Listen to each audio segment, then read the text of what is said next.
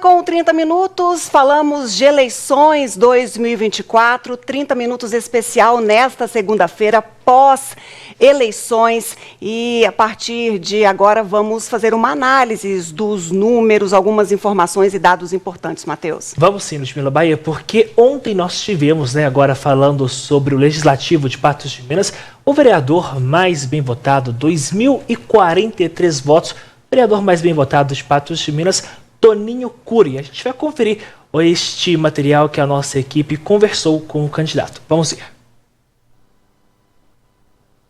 Para os cargos da Câmara Municipal de Patos de Minas foram reeleitos 10 candidatos. Para os cargos da Câmara Municipal de Patos de Minas foram reeleitos 10 candidatos. José Eustáquio de Faria Júnior, do MDB, José Luiz Borges Júnior, do Podemos, Gladstone Gabriel da Silva, do PL, William de Campos, do MDB, Cabo Batista, do Progressistas, professora Bete, do Podemos, Mauri, da JL, do PL, Itamar André dos Santos, do Progressistas, Ezequiel Macedo Galvão, também do Progressistas, e Carlito, do PP. 2 candidatos voltaram a ocupar cadeiras no Legislativo patense, Paulinho, do Podemos, e Otaviano Marques, do União Brasil. Foram eleitos pela primeira vez Brenda Evelyn, do Novo, Paulo Henrique Caixeta, também do Partido Novo, Júlio César, do Republicanos, Sargento Leomar, do PRD, e Toninho Curi, do União Brasil, que foi o vereador mais votado, com 2.403 votos. O vereador eleito ficou surpreso com a grande quantidade de votos.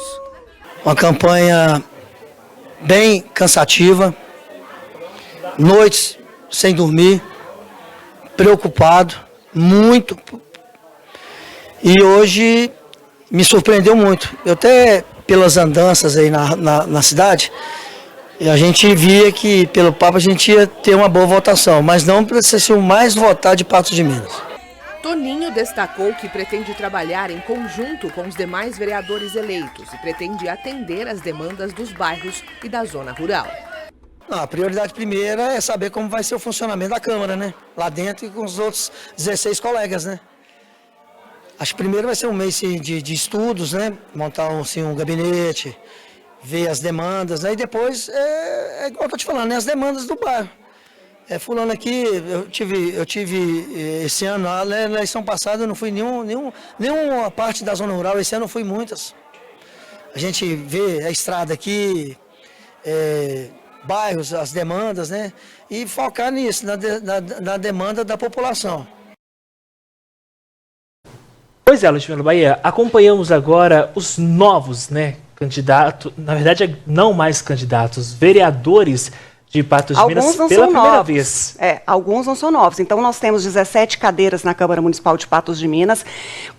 Assumindo pela primeira vez, nós temos 5 nomes. Se der para a gente colocar aí na tela para a gente rever quais são todos esses nomes para as pessoas entenderem sobre isso. Então nós temos 5 vereadores que estão assumindo pela primeira vez. Nós temos Toninho Curi, Brenda Evelyn, nós temos também Paulo Henrique, que foi secretário de obras de Patos de Minas, e a produção vai nos ajudar com os nossos sargentos. Então aí, o Sargento Leomar também pela primeira vez, e Júlio César, ali da comunidade de Alagoas, 5 nomes pela primeira vez em Patos de Minas. Esses são os vereadores eleitos, Ludmila? Tivemos Toninho Curi, União Brasil, Brenda Evelyn, seguido de José Eustáquio, Zé Luiz, Cabo Batista, Paulo Henrique, como dissemos, Ezequiel Macedo, Gladstone Gabriel. Próxima tela.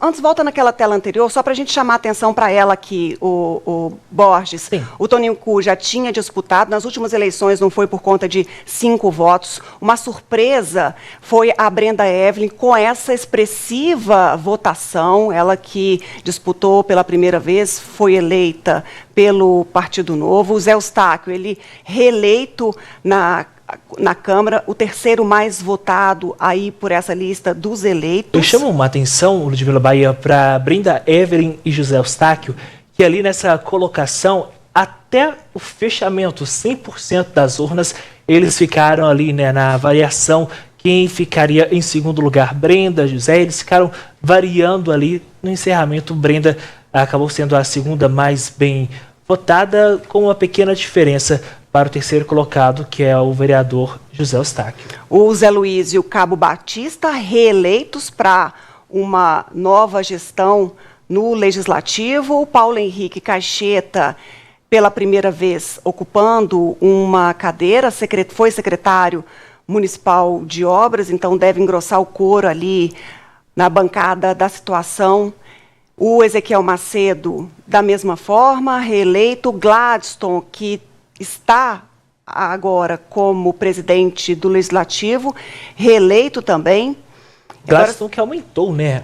É importante destacar que alguns vereadores conseguiram aumentar a frente do que tiveram na última eleição. Na próxima tela, Ludmila, a gente tem, por exemplo, agora que foi eleito o William de Campos, do MDB, seguido pela professora Beth. Também reeleito. E chama atenção que nesta legislatura, que termina no final deste ano, uma mulher, e agora a gente tem um aumento de 2 mulheres no Legislativo Patense, entre 17 vereadores, então temos 2 mulheres, um número muito baixo, visto a quantidade de mulheres que se candidataram e também a maioria do eleitorado de Patos de Minas ser formado por mulheres. Então temos a Brenda Evelyn e a professora Beth, as 2 mulheres ocupando uma cadeira, um cargo no Legislativo de Patos de Minas na próxima gestão. O Paulinho, ele retorna, Paulinho do Centrasp, retorna à Câmara Municipal em 2025. Carlito, ele segue da mesma forma que Itamar André, Mauri da JL. Otaviano Marques, que também retorna à Câmara de Patos de Minas após ter perdido a última eleição. Júlio César, ele foi eleito, e também Sargento Leomar, eleito pelo PRD. Os 2 últimos pela primeira vez também. Ô, Matheus, olhando as siglas partidárias aí, a gente percebe que, mais uma vez, o prefeito Falcão, reeleito, ele vai ter uma boa conversa com o Legislativo, já que a gente tem a maioria como apoiadores ao Falcão. Então, a gente tem esse cenário também na Câmara. Isso facilita a conversa do prefeito com a Câmara, no sentido de todos os projetos que apresentar serem aprovados. Vamos ver como é que vai ser a postura desses vereadores. Ontem, ao vivo, nas transmissões das eleições, aqui pela MTV, o Toninho Cury, que é um desses candidatos que foram eleitos, disse que, apesar do partido dele ser de oposição ao Falcão, ele está lá para escutar. Ele não falou que vai fazer qualquer tipo de frente ao Falcão, mesmo sendo de partido adversário. Ele vai estar pronto para conversar e vai fazer o que é melhor para Patos de Minas. E assim a gente espera, independente se seja situação ou oposição, que seja essa a postura de todos os vereadores. Agora, um fato que a gente chama a atenção, Ludmila Bahia, porque, por exemplo, na última eleição, em 2020, foi eleito o mais bem votado João Marra, que neste ano teve aí um pouco mais de 500 votos. E pegando esse gancho do mais... O João Marra teve um pouco mais. A Dora teve cerca de 600, o João Marra próximo lá dos 900. Tivemos, né? E aí, Ludmila, a gente tem essa questão dessa formação da Câmara, né?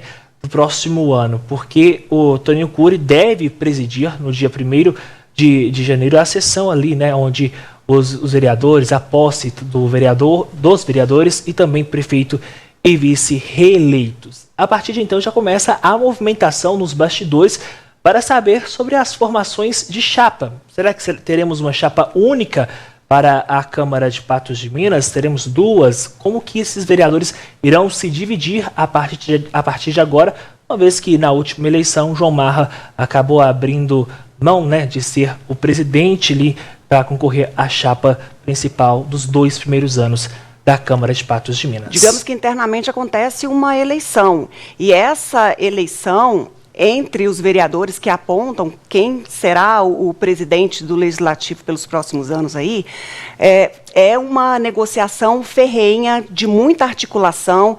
Inclusive, o próprio Falcão disse de como que foi essa disputa para que fosse apontado aí o primeiro presidente da Câmara, depois o segundo. Então, é uma conversa de bastidores que tem uma interferência direta aí também do prefeito e essa articulação e essa divisão. E é a partir daí que a gente vai entender como que vai ser a postura de cada um dos eleitos e reeleitos para a próxima legislatura.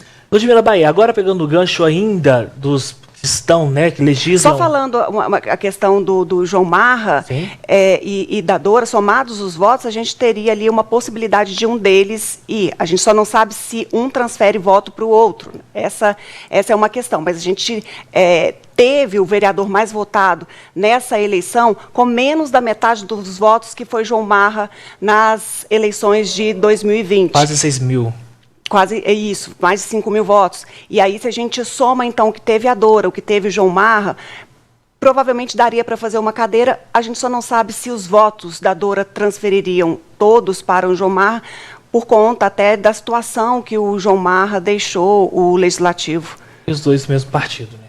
Ludmila Bahia, agora a gente chama a atenção, nós vamos com as imagens, porque alguns dos parlamentares que vão legislar até o último dia deste ano, alguns foram à tentativa de reeleição, menos o caso do vereador Vicente de Paula, que não quis ser candidato desta vez. Vamos começar então mostrando a primeira tela que nós temos sobre o Bartolomeu. Bartolomeu Ferreira, ele foi candidato, Ludmila, em 2024 e acabou perdendo a eleição. Ele é vereador nessa atual gestão, mas neste ano ele perdeu. Já foi vereador em 2004, 2008, 2012, 2016 ele perdeu, se tornando suplente, 2020 eleito e neste ano não eleito, Ludmila. Pois é, essa é uma renovação que chama atenção também para figuras tradicionais da política enfraquecidas nesse pleito. Agora a gente tem também a nossa próxima tela com o professor Daniel, para a gente poder mostrar. O Daniel, a primeira eleição dele, Ludmila, foi em 2020, né, como candidato. Ali ele teve do PDT, eleito em 2020, neste ano acabou não sendo eleito também. No caso, o vereador Daniel, ele teve uma votação considerável. A gente vê as telas para a gente colocando aqui no ar, mostrando isso, foram mais de 1.500 votos, então ele teve uma votação expressiva do eleitor, só que para a eleição na Câmara, há uma conta diferente, não é o majoritário, aquele que tem mais votos que acaba ocupando uma cadeira, porque ele teve mais votos, por exemplo, de muitos vereadores que estão proclamados para a próxima legislatura. Olha lá, 1.295 votos. Ele então, corrigindo o valor. Mais que o Júlio César, por exemplo, o Sargento Leomar. O Otaviano Marques, seguindo é. aquela lista. Ali ele aproxima quase naquele primeiro pelotão ali em quantitativo. Exatamente. Vamos para o nosso próximo, que é o Ivan Rosa. O Ivan, ele era suplente, acabou se tornando vereador, assumindo a vaga deixada pelo até então, né, João Marra, lá no ano de 2020. João Marra, ele acabou perdendo a cadeira, a vaga dele na partida. Ele acabou perdendo a cadeira dele por se transferir, né, de partido fora da janela eleitoral. E nesta eleição, Ludmila, ele não foi eleito. 682 votos, que foi mais ou menos ali que teve o Bartolomeu. Próximo, Nivaldo Tavares. Nivaldo Tavares é a mesma situação. Ele também entrou substituindo, né? O Nivaldo, ele foi eleito em 2016 pelo MDB, 2020 suplente, né? Que acabou entrando para assumir a vaga de Lázaro Borges, se não me falha a memória neste momento, e depois, em 2024, ele acabou perdendo a eleição para este ano.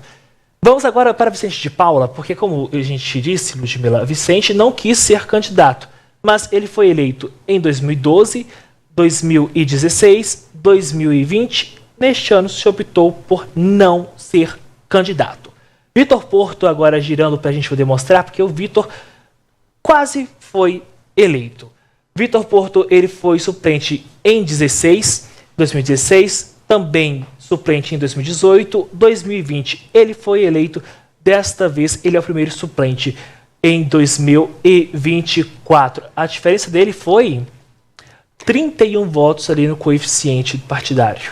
Foram 31 votos de diferença para William de Campos, que foi a segunda cadeira do MDB na Câmara para a próxima legislatura. Então, uma diferença apertadíssima ali, e nas contas faltou pouco aí para o Vitor. Ele teve ali no total quantos mil?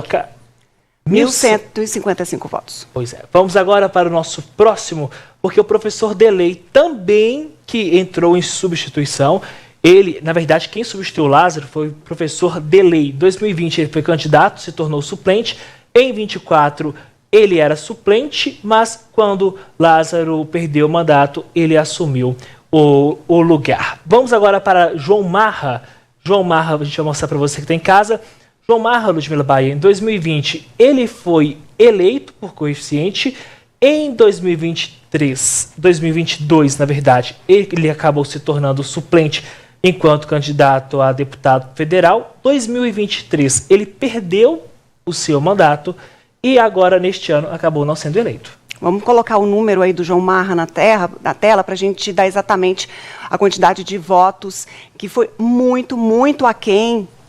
916 votos, muito aquém do que ele obteve, a força que ele obteve no convencimento ao eleitor nas eleições de 2020. Agora a gente fala do Lázaro Borges. Lázaro, que perdeu o mandato, também veio à reeleição, tentativa de reeleição, mas acabou se tornando suplente neste ano. Eleito em 2012, 2016, 2020, em 2021 perdeu o mandato e agora em 2024 ele perdeu a eleição para vereador aqui em Patos de Minas, na Bahia. Pois é, esse é o cenário que a gente tem, o Lázaro com 530 votos. 530 votos apenas, bem aquém do que ele conseguiu também nas eleições de 2020. A gente vê figuras tradicionais da política aí com uma perda de força e de fôlego muito grande. Apesar desse cenário aí, a gente vê que os eleitores preferiram por uma menor renovação, a gente repete, do que foi nas eleições de 2020. Então, a gente tem figuras tradicionais que voltam ou se reelegem, porém, a gente vê figuras tradicionais com mandatos anteriores que não conseguiram ter uma votação ou convencer o eleitorado para que continuasse ou que voltasse à Câmara Municipal de Patos de Minas. Pois é, vamos fazer um rápido intervalo? A gente vai fazer agora um rápido intervalo. Na volta, nós vamos seguir avaliando o cenário de Patos de Minas, de toda a nossa região, trazendo todos os fatos para você que nos acompanha nessa edição especial do 30 Minutos. Agora são 11h46, voltamos já. NTV, as eleições é aqui que você vai ver.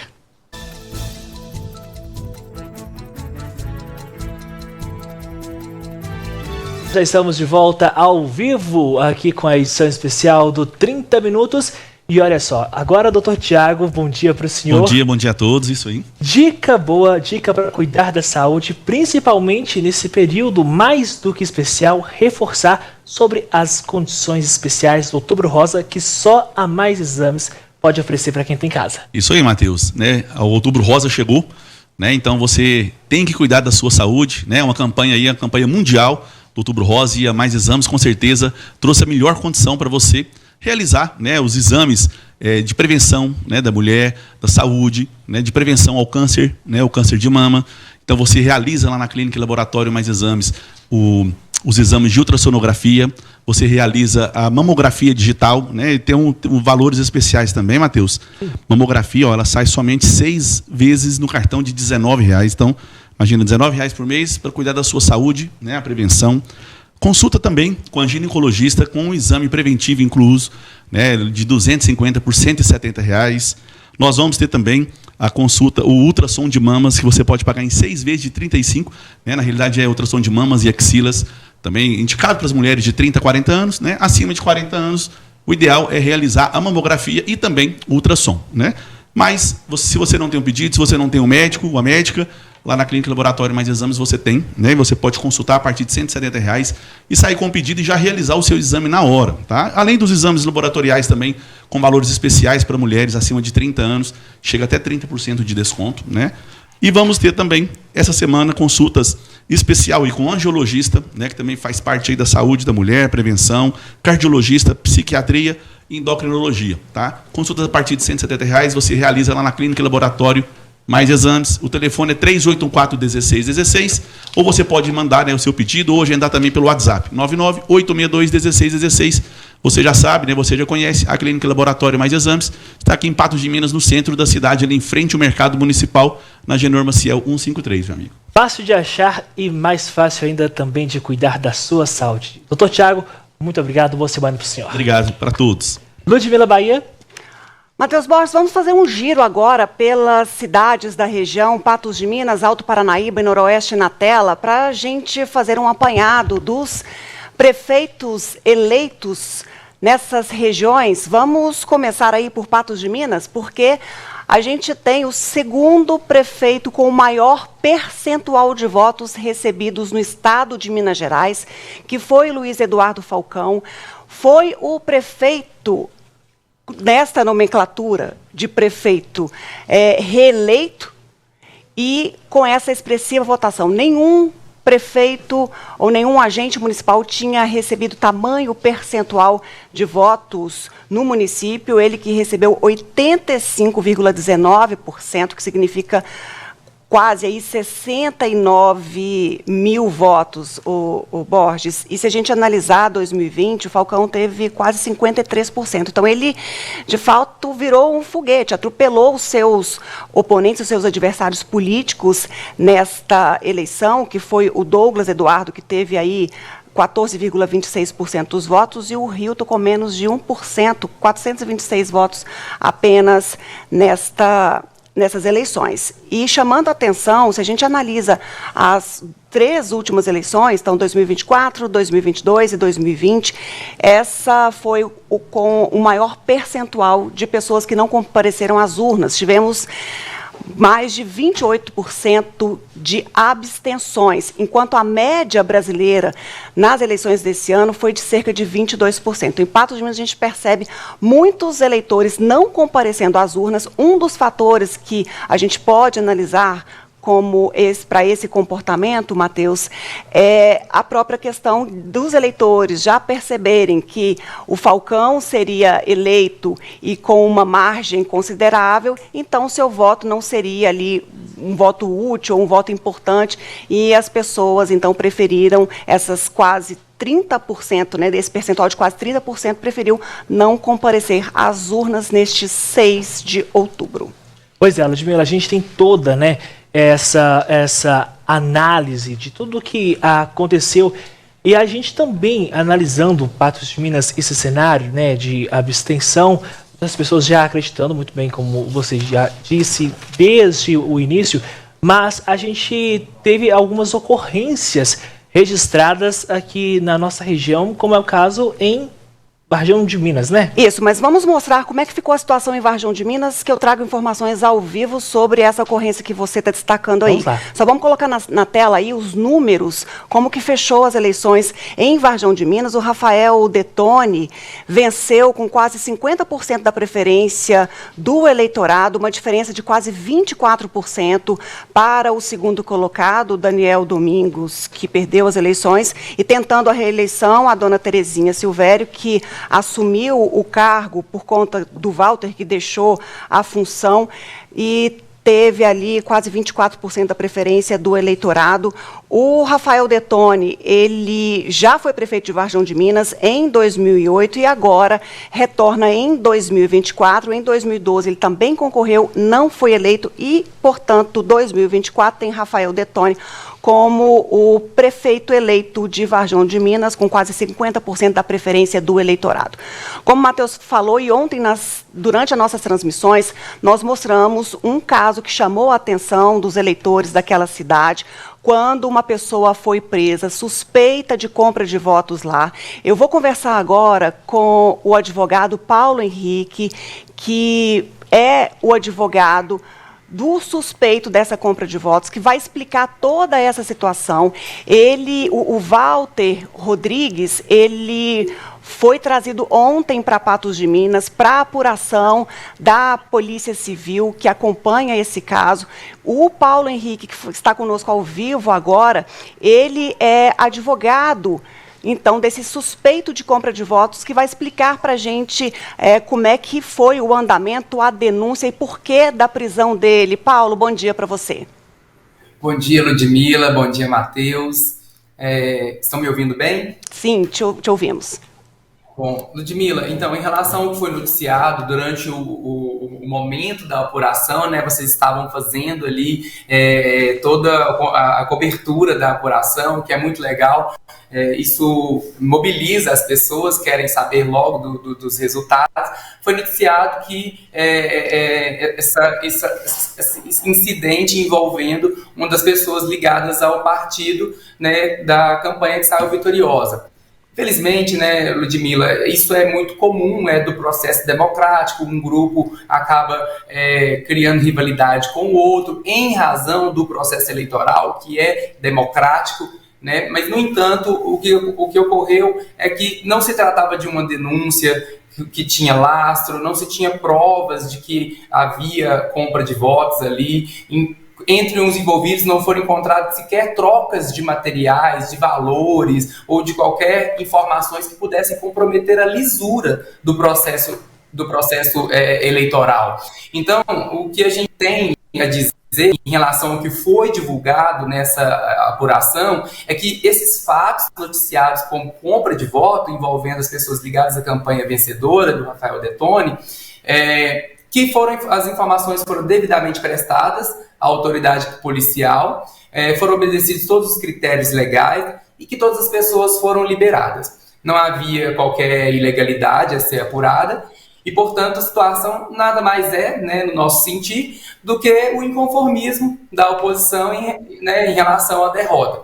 Entendemos que essas questões fazem parte do processo eleitoral, embora essas atitudes, quando feitas de forma incorreta, uma denúncia que não tem procedência, elas comprometem a segurança do processo em relação ao eleitor que recebe essa informação. Porque muito foi dito o seguinte, vai caçar a eleição, isso vai prejudicar a eleição. De fato, não vai. A legitimidade do processo eleitoral e a vitória do Rafael Dettoni estão preservadas. Então, eu gostaria, até nesse momento, de repudiar esses atos, esse espalhamento de informações falsas, que acaba colocando o eleitor numa situação muito vulnerável. Doutor Paulo, continua. Doutor Paulo, eu preciso só fazer um pequeno intervalo aqui. Na verdade, não é um intervalo, eu preciso chamar o Matheus Bossi, porque eu tenho uma pergunta e uma apuração que eu fiz com a própria polícia. Então, só um minutinho para a gente comentar essa situação de Varjão de Minas, que criou ontem, de fato, um desconforto na cidade. Muitas pessoas foram para a porta da delegacia acompanhar essa ocorrência, teve desdobramentos, e a gente vai trazer já com o comentário do doutor Paulo Matheus. Pois é, Ludmila Bahia, um abraço para o doutor Paulo. Daqui a pouco a gente continua, porque agora, se você não está enxergando bem, quer enxergar novinho, ter aquele óculos novo ou aquela lente de grau que você precisa, no Mercadão dos Óculos você vai encontrar. Não é mesmo, Luciano? Bom dia. Bom dia, Matheus. É isso aí, Mercadão dos Óculos, a rede de óticas que mais cresce no Brasil, a mais premiada também.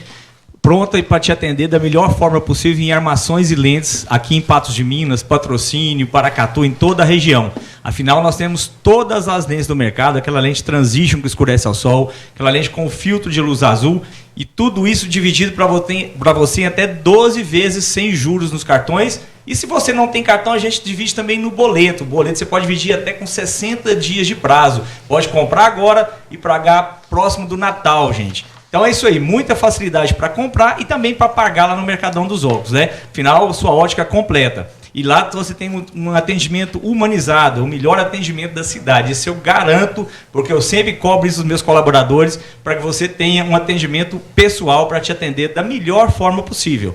E lá, armações a partir de R$ 49,90, óculos de sol a partir de R$ 99,90 e todas as lentes. Vou passar o endereço aqui agora para vocês no Mercadão dos Óculos. Aqui em Patos de Minas, loja 1 na Rua José de Santana 440, fica próximo ali à Câmara Municipal.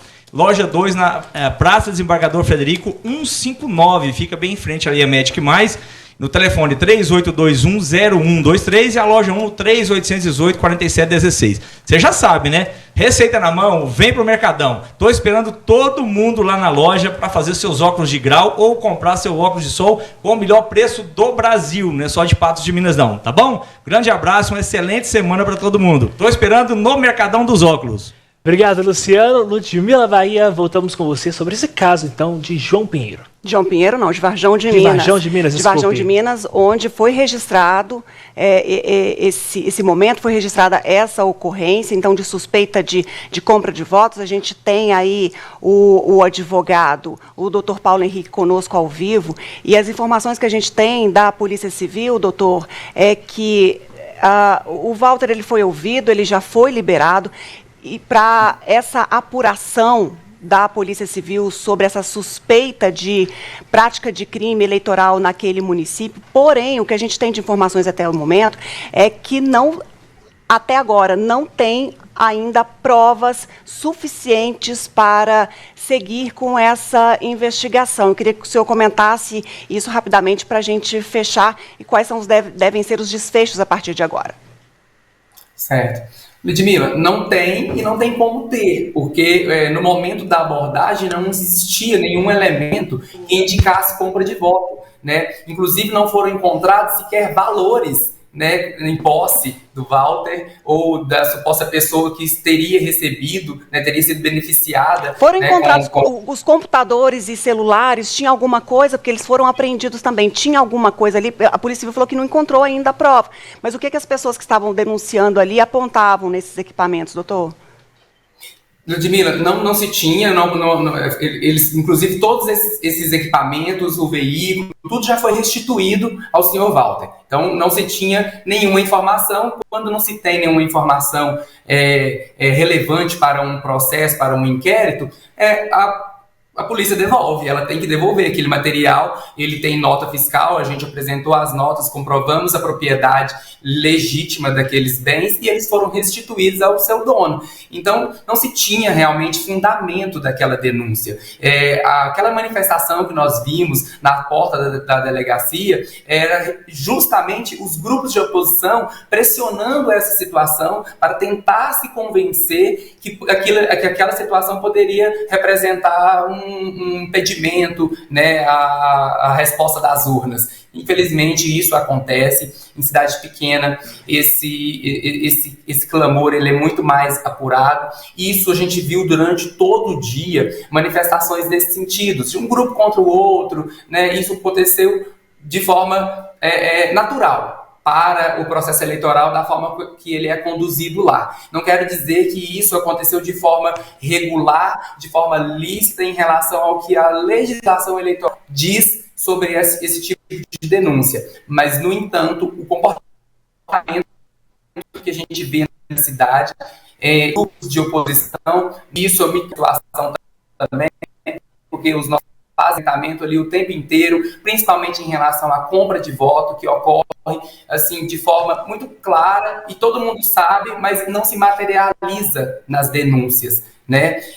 Então, esse caso, especificamente do Walter, não se tinha nenhuma condição de ser, né? Nós não praticamos nenhuma ofensa durante toda a campanha, nós não corrompemos o processo eleitoral em nenhum momento, a nossa vitória foi justa, legítima e nas urnas, né? Então, o processo eleitoral ele foi respeitado do início e vamos respeitá-lo até o fim, porque ele não se encerra, não se encerrou ontem, né? Nós temos ainda toda uma fase ainda de prestação de contas, temos fases ainda de recursos eleitorais que podem serem protocolizados pelos partidos de oposição, e isso é absolutamente natural. Mas agora, apoiar-se em um fato, né, para dizer que ele é ilícito, para tentar levar isso para a população, como se isso ilegitimasse o processo e questionasse o resultado das urnas, colocasse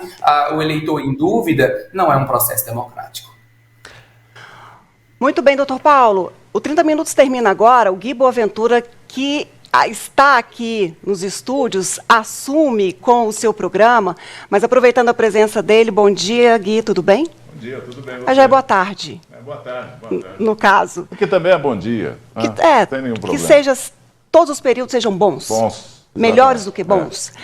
Ô, Gui, mas a gente está com o doutor Paulo comentando sobre essa situação de Varjão de Minas, que nós demos ontem, falamos dessa prisão, e aí a gente vê os desdobramentos desse fato, a polícia não achando nenhuma prova para constituir um inquérito para apuração dessa suposta prática de crime eleitoral. O doutor Paulo Henrique explicando como é que foi toda essa conduta e dizendo que, na visão dele, dessa análise que é feita, que foi mais um processo para tumultuar e em desacordo com o que foi a preferência do eleitorado por lá. Alguma pergunta, seu comentário também sobre essa situação?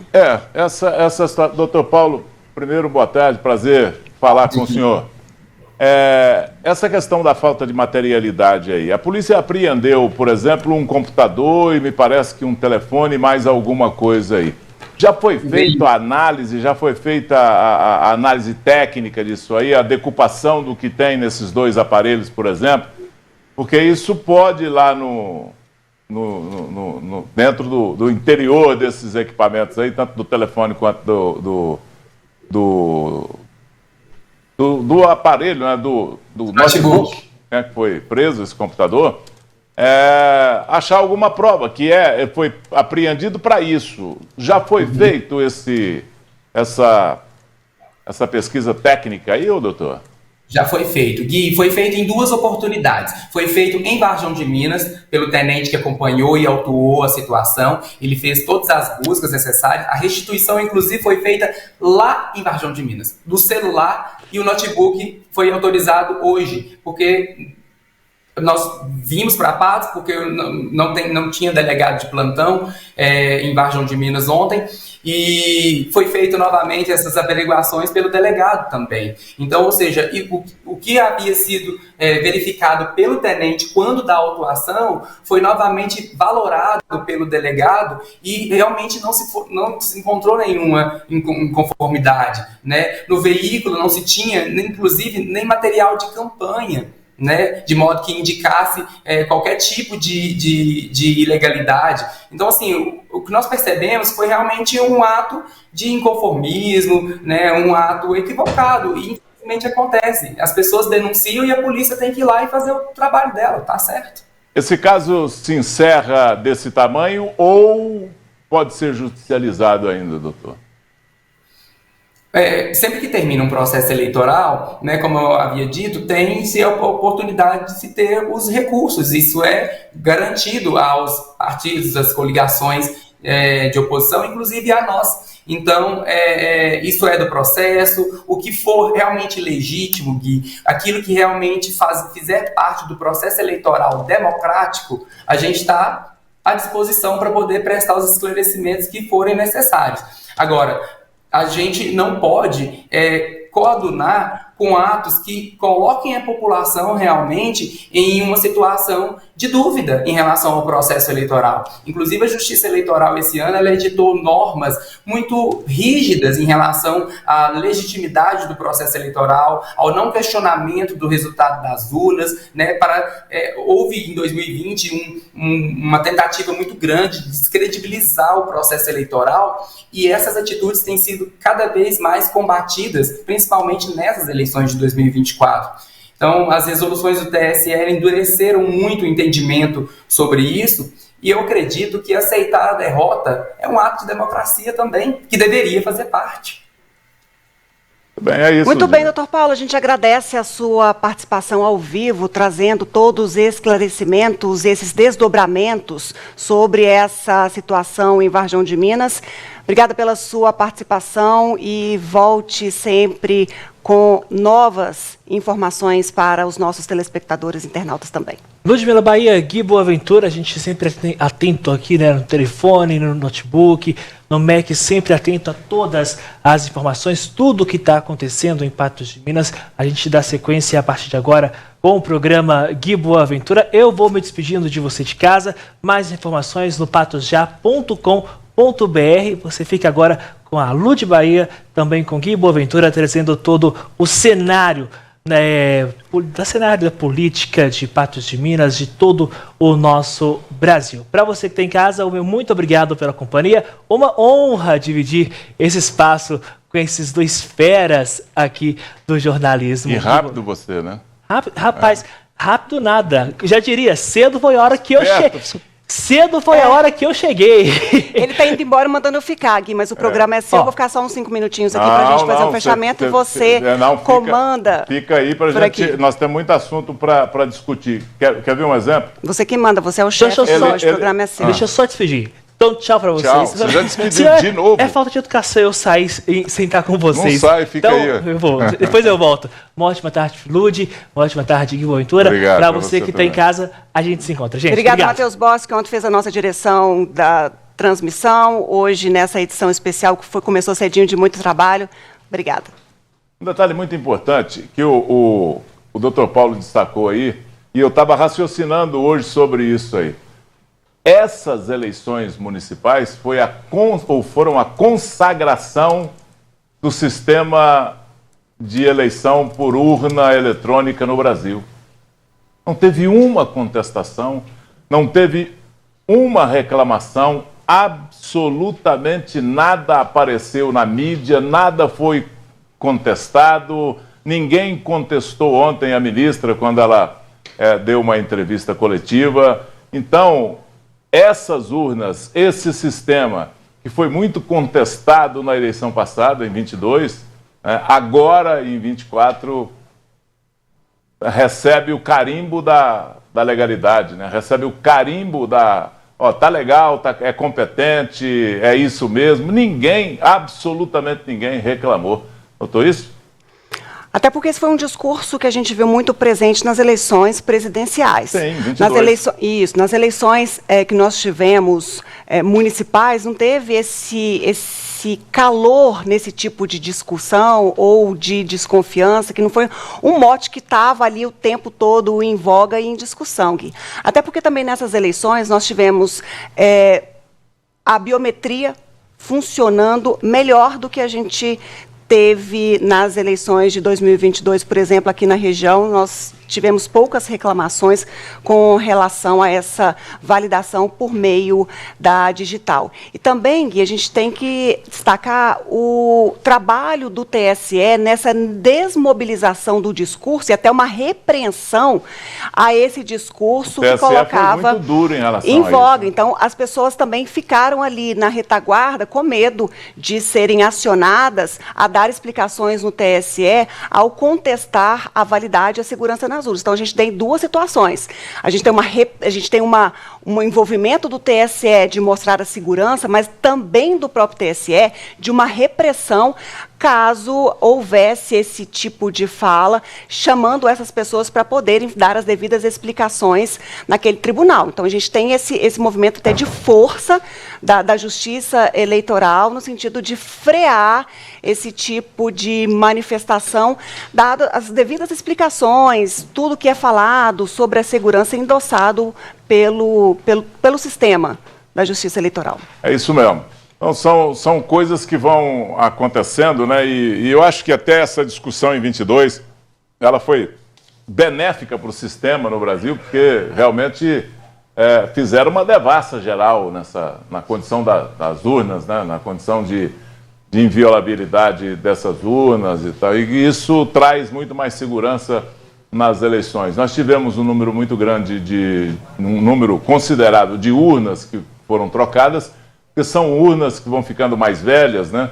e precisam ser trocadas pelo Isso aí já podia ter sido adiantado esse problema, resolvido esse problema. Você sabe que o equipamento ele vai ficando obsoleto. Os nossos aparelhos mesmo, eles têm uma vida útil. Tem um prazo de validade, né? Tem uma vida útil. Então, o TSE já pode fazer esse rastreamento. Urnas aí com mais de 10 anos de uso, mesmo as urnas que deram problema aqui é de 2013, me parece. Então, são urnas que chegaram aqui em 2013. Então, já tem 10 anos. E elas deram problemas aí. Mas é isso aí. Eu acho que o movimento eleitoral no Brasil foi muito bacana, foi um movimento que trouxe assim a oportunidade dos políticos fazerem uma leitura do que está acontecendo, do que o povo quer, né, do que o povo está pensando em relação a esses políticos. Vide o que aconteceu, por exemplo, Ludmila, lá em Uberaba, né?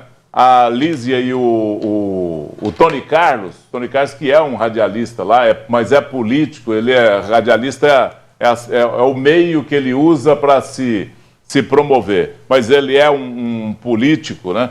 Ele ficou com a Lísia para o segundo turno, desbancando lá nomes como Paulo Pial e Anderson Adalto, né? Tá aí, ó, a Elisa, né? Elisa Araújo e o Tony Carlos.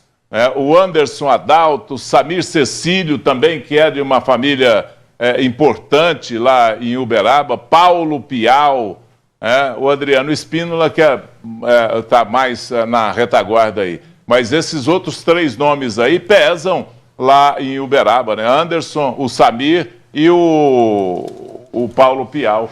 São grandes políticos, tradicionais políticos. O Paulo Pial, por exemplo, foi prefeito lá em Uberaba por 2 mandatos, foi por várias vezes deputado federal, foi deputado estadual. O Anderson Adalto, pela mesma forma, foi prefeito lá em Uberaba, foi deputado. Então, essa tradição não está prevalecendo não, viu? Não prevaleceu nessas eleições não, viu? E se a gente leva para Belo Horizonte, a gente vê também o enfraquecimento ou a falta da força política de quem está no comando. O candidato do governador Romeu Zema, ele não foi para o segundo turno, que era o Tramonte. Então, a gente vê uma derrota e até o Calil que estava apoiando o Tramonte. A gente vê uma derrota do Zema em Belo Horizonte quando vão para o segundo turno o Bruno Engler e o Fuad Numan, que é o atual prefeito de Belo Horizonte, deixando de fora, então, o candidato que é apoiado pelo governador do estado. Então, se você tem uma figura no poder que não consegue fazer essa transferência ou esse chamamento do eleitor para o seu candidato. E 2 figuras, né? O Calil, que já disputou o governo, a prefeitura, já foi prefeito, e o governador, no seu segundo mandato, não conseguindo, não tendo essa força política para apontar, nem que seja para um segundo turno, aquele candidato que apoiava.